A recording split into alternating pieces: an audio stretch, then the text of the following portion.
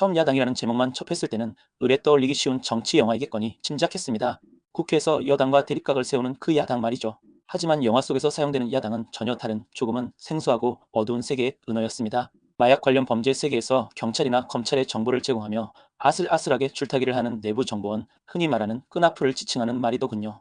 양쪽 세력 사이에서 교묘하게 정보를 흘리고 이득을 취하며 살아가는 어찌 보면 팍쥐 같은 존재를 의미하는 이 단어가 영화의 핵심 키워드였습니다. 영화는 바로 이 위험한 야당이 되어버린 한 남자의 이야기를 중심으로 펼쳐집니다. 흥미롭게도 영화를 보다 보면 초반에 제 예상이 아주 틀린 것만은 아니라는 생각도 듭니다. 마약 범죄를 다루는 듯 하다가도 어느새 이야기는 권력 암투와 정치 드라마의 영역으로 슬쩍 팔을 들여놓기 때문입니다. 최근 마약 관련 서적을 몇 권 읽어보니 현실에서도 이 야당이라는 존재가 수사 과정에서 상당히 중요한 역할을 수행한다는 것을 알게 되었습니다. 때로는 결정적인 정보를 제공해 거물급 마약 사범을 검거하는데 결정적인 기여를 하기도 한다고요. 다만 영화 야당에서 강하늘 배우가 연기한 이강수처럼 극적인 인물이라기보다는 현실의 야당은 그저 마약에 깊이 빠진 채 정보원 노릇을 하는 경우가 대부분이라고 합니다. 영화는 현실의 그런 측면보다는 좀 더 극적인 설정과 인물 관계에 집중하는 편입니다. 영화는 평범하게 그지없던 대리기사 이강수 강하늘 분과 어떤 과정을 거쳐 자신도 모르는 사이에 야당으로 변모하게 되는지를 비교적 상세하게 따라갑니다. 정말 마약과는 담을 쌓고 성실하게 살아가던 인물인데 어느 날 운 나쁘게 의도적으로 설계된 작업에 휘말리면서 순식간에 마약사범이라는 누명을 쓰고 나락으로 떨어지게 되죠. 절망적인 상황에 놓인 그에게 손을 내민 것은 바로 야심만만한 검사 국관이 외진 분입니다. 지방검찰청을 전전하며 중앙무대 진출이라는 출세욕에 불타는 국관이는 이강수의 명민함과 절박한 상황을 간파하고 그를 이용하기로 마음먹습니다. 국관이는 이강수라는 쓸모있는 패를 통해 교도소 내 마약 조직의 깊숙한 내부 정보를 캐내 자신의 실적을 쌓고 더 높은 자리로 올라가려는 야망을 품고 있죠. 쿠가니가 은밀하게 건넨 달콤한 당근, 즉 형량 거래나 편의 제공 같은 제안을 이강수는 거부하기 어려운 상황에서 덥석 받아들입니다. 이렇게 해서 두 사람은 서로에게 필요한 것을 제공하고 얻는 아슬아슬한 공생 관계를 맺게 됩니다. 겉으로 보기에는 서로 윈윈윈 마이너스인 하는 관계처럼 보일 수 있습니다. 실제로 구간이는 이강수가 제공하는 고급 정보 덕분에 승승장구하며 막대한 이득을 챙기는 것이 명확하게 드러납니다. 결국 꿈에 그리던 중앙지검 입성까지 성공하며 탄탄대로를 걷는 듯 보이죠. 하지만 영화를 보는 내내 관객은 이강수가 이 위험한 거래를 통해 얻는 이득이 과연 무엇인지, 그가 감수하는 위험에 비해 얻는 것이 너무 미미한 것은 아닌지 계속 질문하게 됩니다. 그가 누리는 혜택이라고 해봐야 고작 타고 다니는 차가 조금 더 좋아진 정도랄까요? 그의 삶이 실질적으로 나아졌다고 보기는 어렵습니다. 구간의 야망은 중앙지검 입성으로 만족하지 않습니다. 그는 더 큰 건수, 즉 국내 최대의 마약 조직의 수장격인 거물을 잡으려는 일생일대의 기회를 노립니다.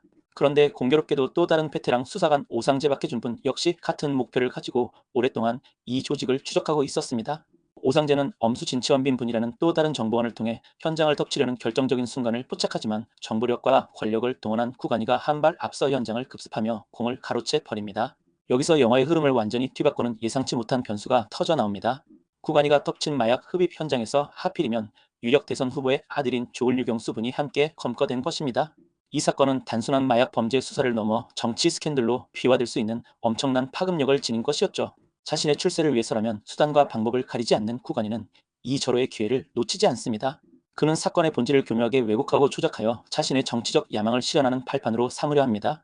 이때부터 영화는 마약 범죄 수사극의 외피를 뻗고 권력욕에 눈먼 검사의 위험한 폭주와 그를 둘러싼 인물들의 암투를 그리는 정치 스릴러 혹은 범죄 드라마의 성격을 더욱 강하게 띠게 됩니다. 솔직히 말해 영화의 전체적인 줄거리나 전개 방식은 장르 영화팬이라면 어느 정도 예측 가능한 범주를 크게 벗어나지 않습니다.